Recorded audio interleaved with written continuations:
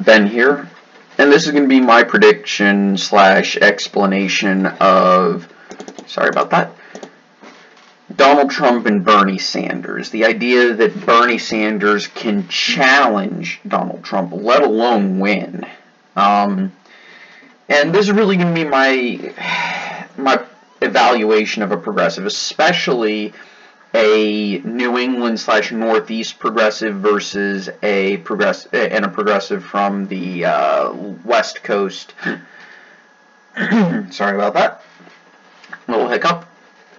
But the problem with West Coast and Northeast progressives, and why I don't think they would stand a chance in a general election outside of a few scenarios, okay? And there's a few reasons for this. I'm going to start with the first one, and that's number one. This is my point number one. Incumbents generally win in the United States. And here's why. First of all, an incumbent usually, like I said, an incumbent usually wins. The incumbents who haven't won were in the last century. I'm not going to bother with the 1800s because that was just whack, and incumbents almost never even ran for re-election, let alone won re-election. So I'm going to ignore the 1800s, but in the last century, we've only had a few incumbents lose re-election. William Howard Taft, and that was due to vote splitting by Teddy Roosevelt. Okay, and of course, as we all know, Woodrow Wilson won that. But if you combine the Roosevelt and Taft vote totals, there's a very, very good chance that if Roosevelt hadn't run, or the Republicans gave the nomination to Roosevelt, so essentially if it was Roosevelt or Taft, not Roosevelt and Taft, so if either one wasn't in the election or on the ballot, doesn't matter which one, but if one or the other didn't run, Roosevelt or Taft would have won the election. So essentially they kept each other from winning. So an incumbent facing a major third-party challenge on the same side of the aisle. So essentially, for Trump to lose re-election, in this way, he'd have to have a right-wing third-party challenge that was actually very significant, which I don't think is going to happen. I really don't. I don't think any Republican, he may get a primary challenger, but he's going to crush the primary challenger no matter who it is.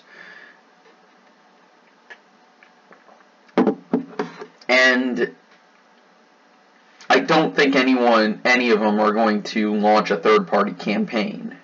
I really don't. The second reason, we're going to go to the next election where an incumbent lost re-election in one where they actually competed, and that would be Herbert Hoover. And this one's pretty easy. 2 words: Great Depression. I don't think a market crash is going to happen, but, life is stranger than fiction, and there is always a potential that the market could crash due to something that I haven't foreseen or anyone hasn't foreseen.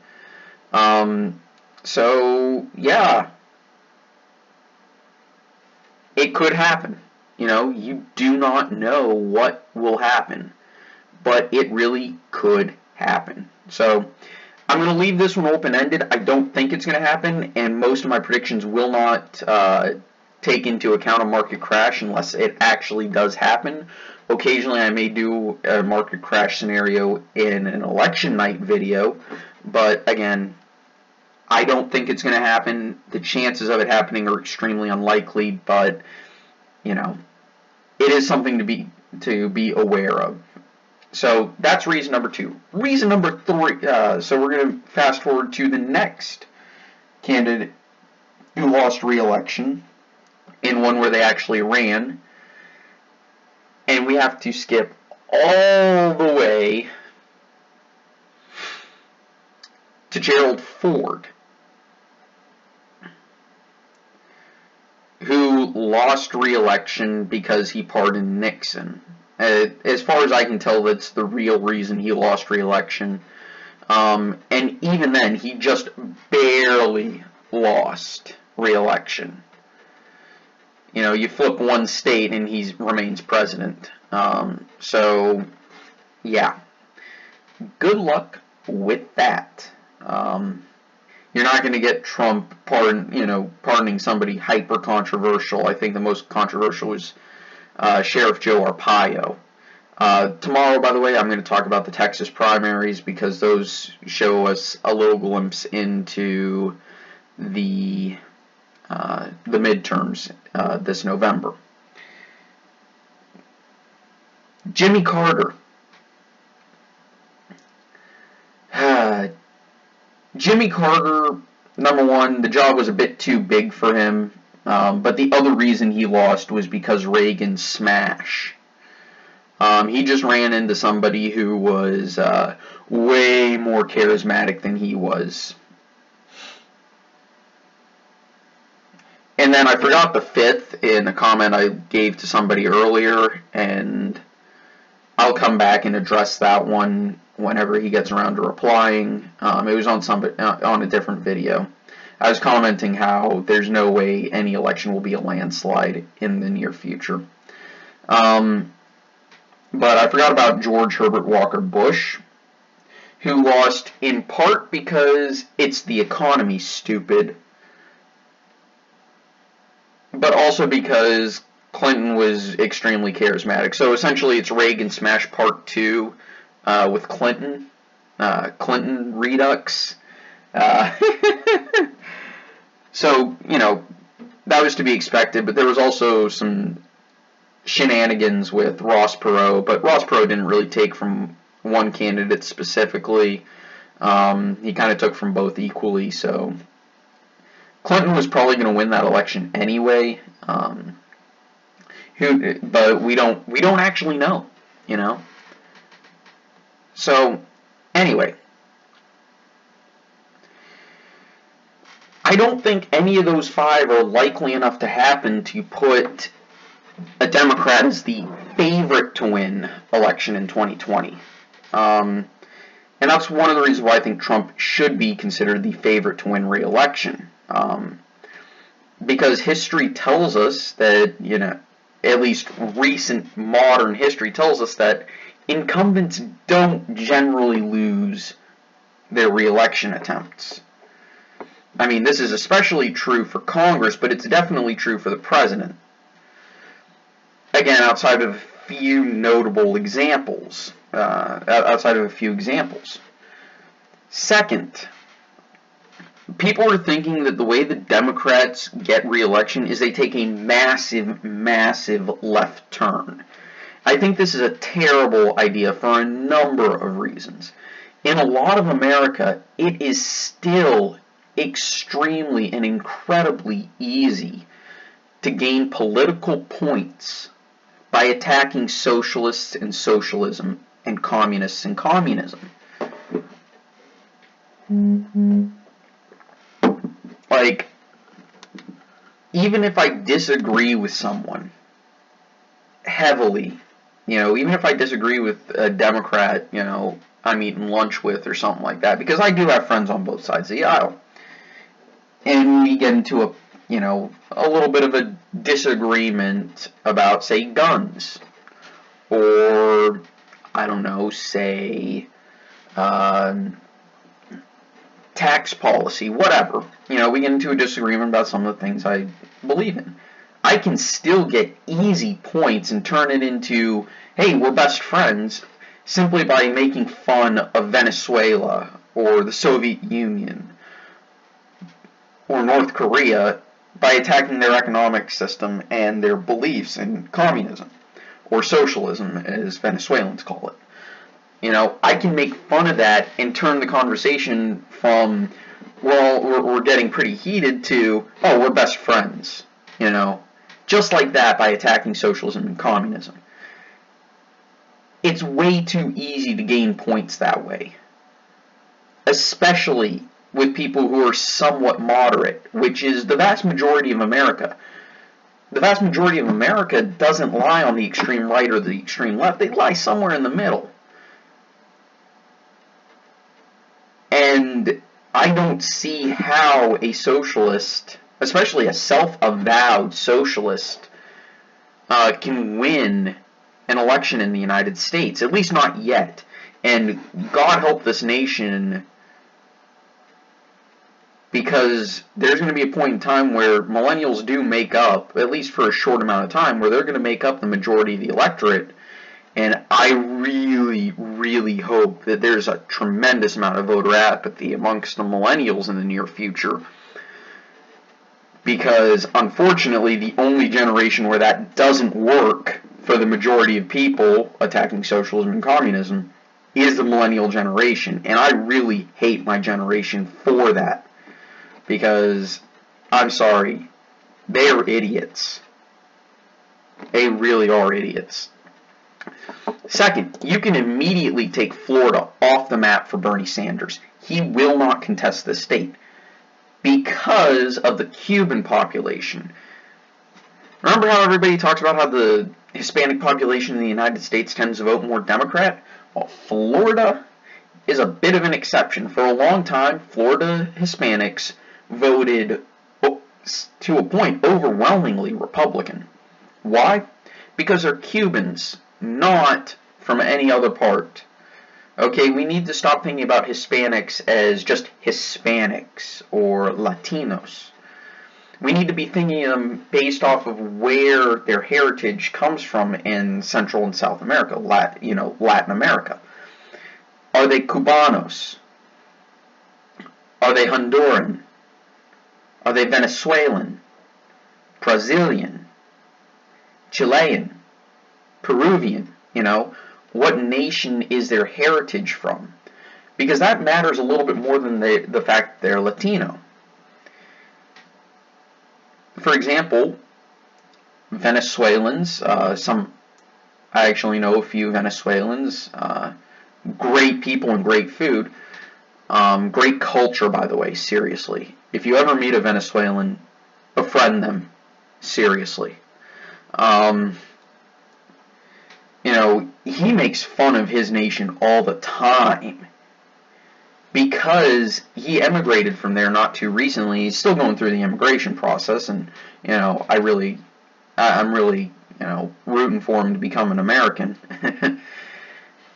Not because of how I think he's gonna vote or anything like that, but just because I don't think he won't be. I don't want him to be forced to go back to Venezuela anytime soon because of how rough that nation is getting. It's getting really, really, really bad.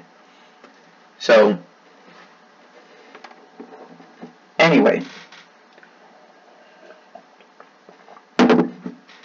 I think Venezuelans, at least from my personal anecdotal experience, if anybody has evidence contrary, please post it in the comments. They're very much like the Cubans from, the 50s, 60s, 70s, 80s, 90s. I think they're very strongly against anything that sounds like what they've been through in the past since Chavez took over. And, of course, Cubanos are still heavily against socialism and communism.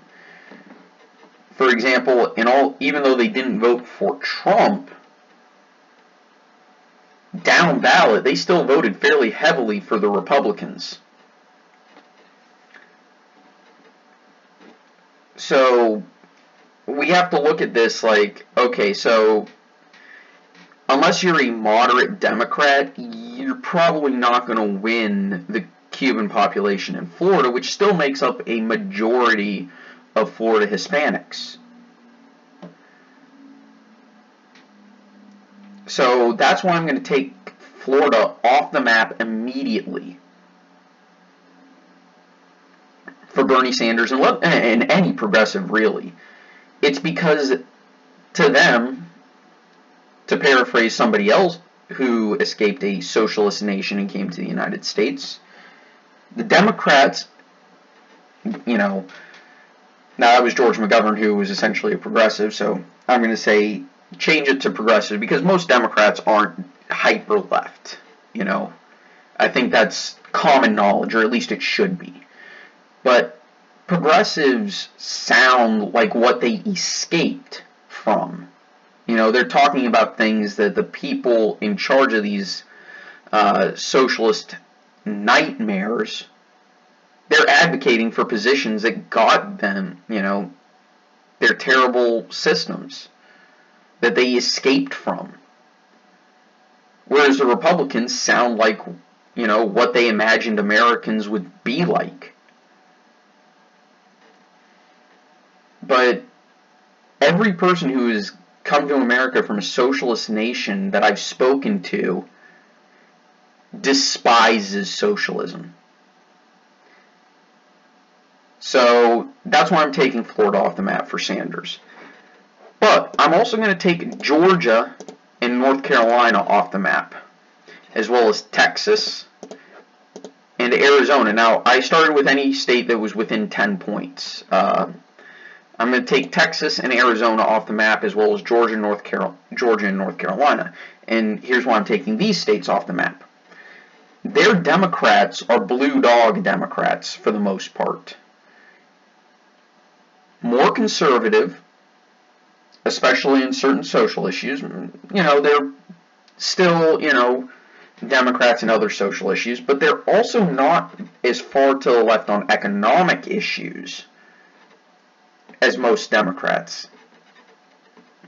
While they're very pro-union, they are also not huge fans of the hyper-expansive welfare policies and social development policies that progressives are in favor of.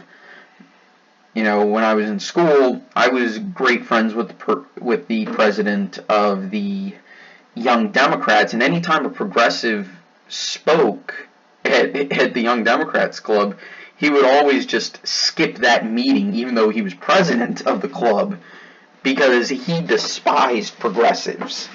He said, I don't know about turnout, but there are a lot of other Democrats that I know for a fact skip any meeting, any speech by a progressive. So, yeah, good luck with that. So, and of course, I do live in Appalachia, which is considered part of the South. So, yeah, I really don't consider... I don't think Sanders would compete, especially in these states, but in a lot of the areas where blue dog Democrats tend to be major. Now let's go to some of the other states.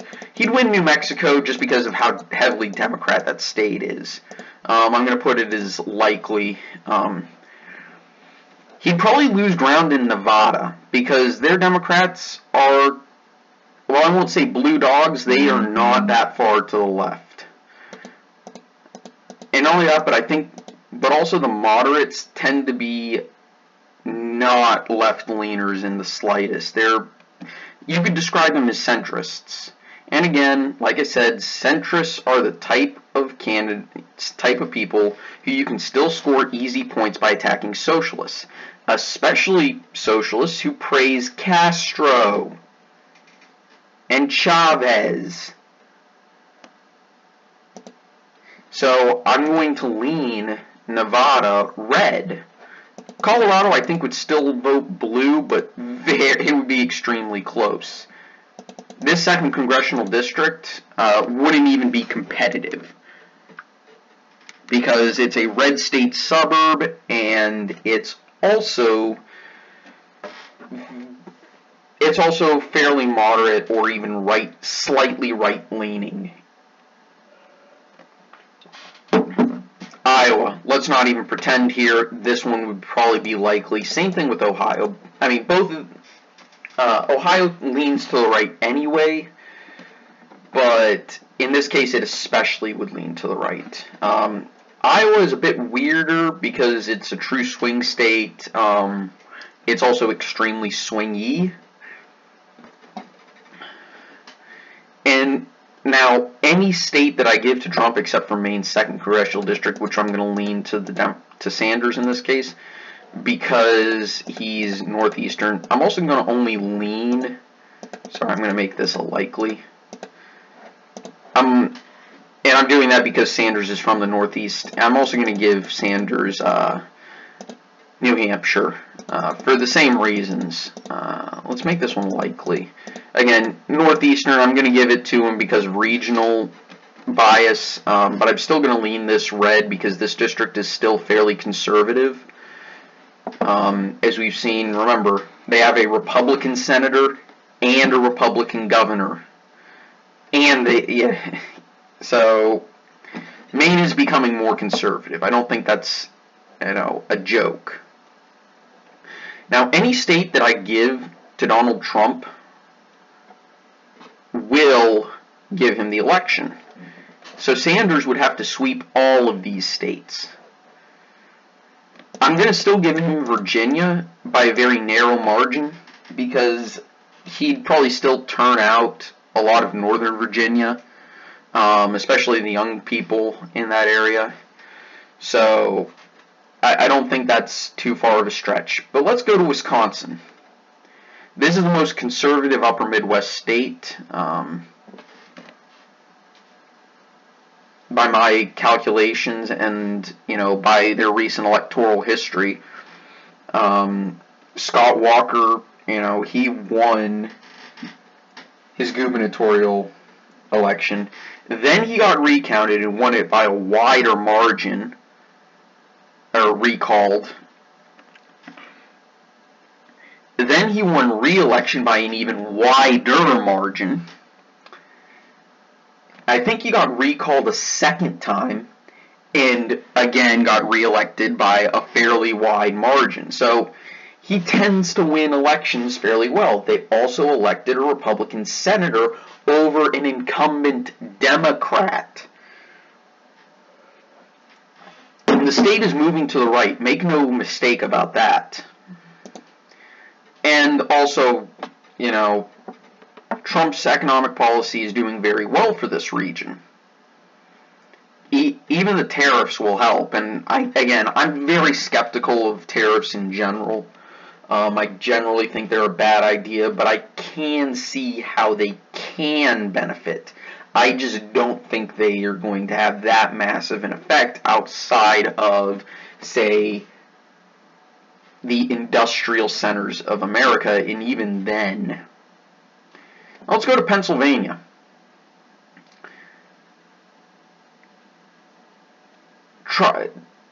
The steel tariffs will definitely make Pittsburgh happy and the suburbs of Pittsburgh happy because guess what? It's called the Steel City for a reason, so they're going to be back in business. It might piss off a little bit of rural Pennsylvania, but they're super conservative anyway. I'm going to be generous and say Sanders could get Pennsylvania back. I also want to consider it unlikely for Sanders to get Michigan back, and same thing with Minnesota. So it would be a competitive election, and any state that is in the light colors could flip, except for Florida. Florida will never vote for a socialist, especially a self-avowed socialist who praises Castro. So I'd almost put Florida in the likely, just because I really don't think they'd ever vote for someone who openly praises Castro.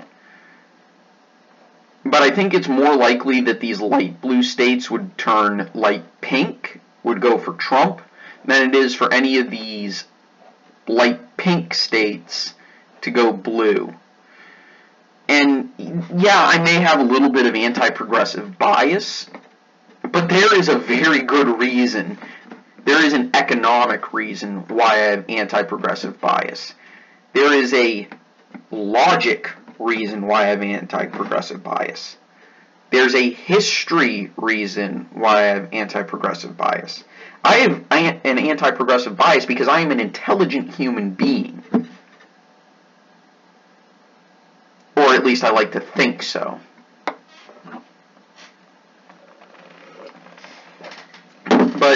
think the easiest way to lose the election for Democrats is to nominate Sanders. I think that is the easiest way for the Democrats to lose in 2020 is to nominate Sanders. The easiest way for them to win is to nominate a moderate from the upper Midwest. Do not nominate a left coast or a Northeast progressive, because you will lose bad. Anyway, guys, I hope you tolerated, at the very least, this rant. And hope you have a nice day. See you guys next time. Bye.